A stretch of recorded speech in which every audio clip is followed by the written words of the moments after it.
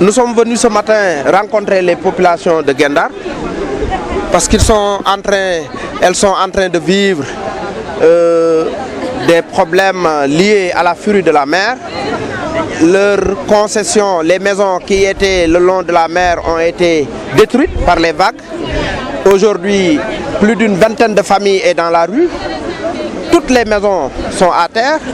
Ces populations sont dispersées parce que n'ayant pas une alternative, l'État est complètement absent. Il n'y a pas de vivres, il n'y a pas de secours d'urgence, il n'y a pas d'assistance, il n'y a rien. Ces populations-là sont laissées à elles-mêmes. C'est pour cela que le président Karim Wade, candidat du peuple, nous a demandé de venir auprès des populations pour leur apporter son soutien. Mais également aller vers les populations de Gandiol qui vivent les mêmes situations avec une absence notoire de l'État pour leur exprimer son soutien, sa compassion, mais également leur dire qu'il est derrière eux. Cette situation n'a fait que trop durer, presque une semaine. Aucune réaction. Mais ces populations-là ont besoin d'abord de vivre, ont besoin de reprendre leur activité professionnelle, c'est-à-dire la pêche. Ils avaient promis, Macky Sall et son régime, de leur octroyer des licences de pêche avec la médiation au niveau de la Mauritanie. Après son voyage en Mauritanie, aucun résultat. Jusqu'à présent, les pirogues sont amarrées. Personne n'est allé en mer parce qu'ils ont peur d'être tués ou d'être blessés par les gardes-côtes mauritaniens et qu'il n'y a pas une autre alternative. C'est des pêcheurs, chez des pêcheurs, ils ne savent que, ils ne connaissent que aller à la mer, gagner leur vie de façon honnête.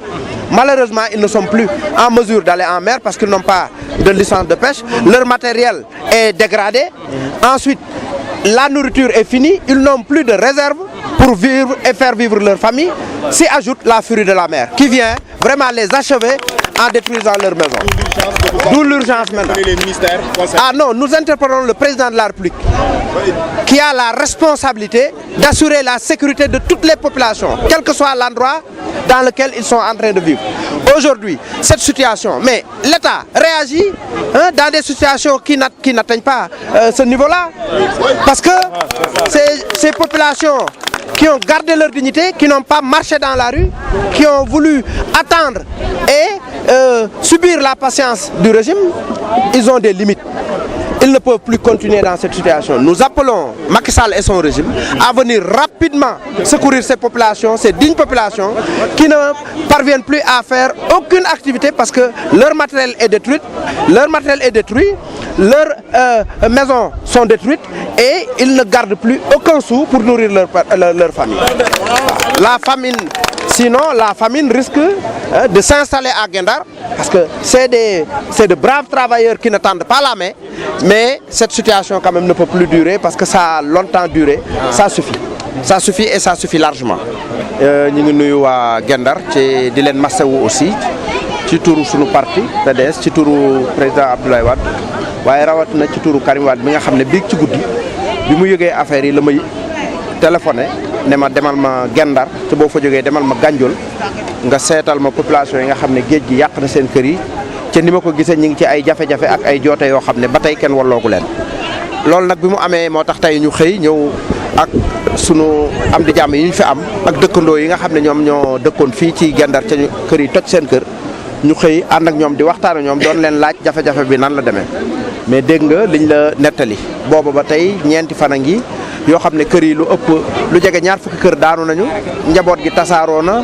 ci ba tey amuñu ndimbal lu jóge ci nguur gi te lii sinistre la boo xam ne tey protection civile waroon na fi teew ministère de l'intérieur waroon na fi yable ministère bi yor wàllu dimbalante aussi waroon na fi ñëw même wàllu santé ak hygiène war na fi ñëw ndax kër yi ni mu taanoo ay douche am ci ay fosse am ci seen alal yàqu na talatuñu dem géej boobaak tey amuñu ay licence de pêche yi ñu doon dik daaw ba ren gaal yi gis nga ni ñu teer loolu jafe-jafe la boo xam ne nguur gi war na ci jóg. beneen jafe-jafe bi mooy bu yàggul rek la fi Macron ñëw ànd ak Macky Sall ñun waxoon nañ leen boobu dafay politique ndax ba mu fi jógee léegi seen condition ñoom dara soppeeku ci jafe-jafe bi ñu amoon tey lañ ko gën a am ndax benn licence de pêche amu fi ndax dañ ne woon dañu leen di wutal licence de pêche dem nañu gànnaar ñëwaat ba tey affaire bi fa mu ne woon la ne teg ci nag kon waa Gendar tey soxla nañu ku leen dimbale